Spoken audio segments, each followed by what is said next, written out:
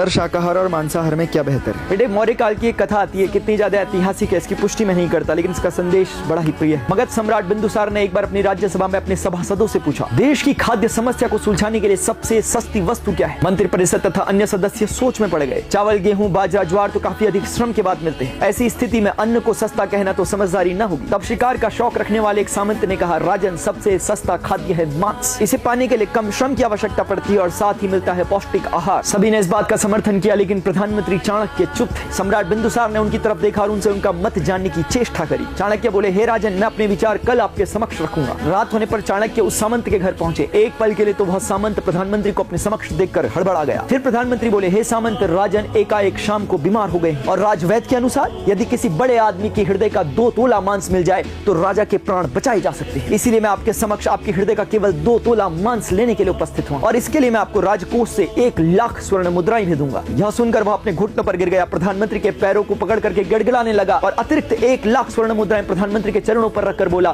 कृपया कर आप किसी अन्य सामंत के 2 तोले हृदय का मांस इससे खरीद ले। इसी प्रकार प्रधानमंत्री पूरी रात बारी बारी से प्रत्येक सामंत से मिले, लेकिन स्वाभाविक रूप से किसी के भी 2 तोले हृदय का मांस उन्हें न मिल पाया। अपितु बदले में किसी सामंत ने 1, 2 तो किसी ने 5 लाख स्वर्ण मुद्राएं दी। इस प्रकार लगभग 2 करोड़ स्वर्ण मुद्राओं का संग्रह कर अगले दिन सूर्योदय के समय राजा के समक्ष चाणक्य प्रकट हुए। सम्राट ने पूछा, यह सब क्या है आचार्य? प्रधानमंत्री बोले, हे राजन, यह केवल 2 तोला मांस खरीदने के लिए इकट्ठी की गई धनराशि है और विडंबना तो यह है कि यह भी अपर्याप्त है। अब आप स्वयं ही विचार करें कि मांस कितना सस्ता है। हे राजन, जीवन अमूल्य है। हम ये न भूलें, जिस प्रकार हमें अपना जीवन प्यारा है उसी प्रकार से जगत के प्रत्येक प्राणी को अपने जीवन से प्यार है। लेकिन फर्क इतना है कि वह अपनी और अपनों की हत्या का मुकदमा दर्ज नहीं कर सकता और मनुष्य अपने प्राण बचाने के लिए हर प्रकार के संभव प्रयास करता है। साम, दाम, दंड, भेद, हर नीति का प्रयोग करता है। पशु बोल नहीं सकते, अपनी व्यथा को हमें बता नहीं सकते, तो क्या यह कारण पर्याप्त है उनकी हत्या कर देने का? अब मैं आपसे पूछता हूं, यदि उस जीव को जीवन देने की क्षमता आप में नहीं तो उसके जीवन को छीनने का अधिकार आपको किसने दिया?